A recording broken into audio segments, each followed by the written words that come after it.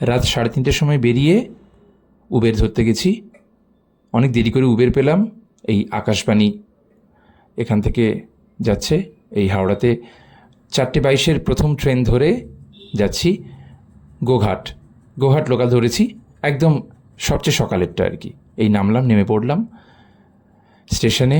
Fresh weather, একটু চা খেয়ে নিলাম, কারণ টোটো ধরতে হবে।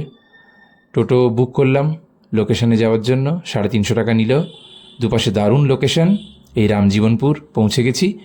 দুজন অপেক্ষা করছিল সাইকেল নিয়ে, গ্রাম্য রাস্তা, সাইকেলে করে চলে এলাম। যাদের বাড়িতে উঠেছি তাদের সাথে একটুখানি পরিচয় আর কি।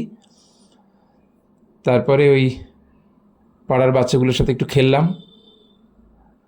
এটা খুব একটা আমি পারতাম না, ওরাই শিখিয়ে দিল, বেশ ছোট্টবেলার মতো আর কি।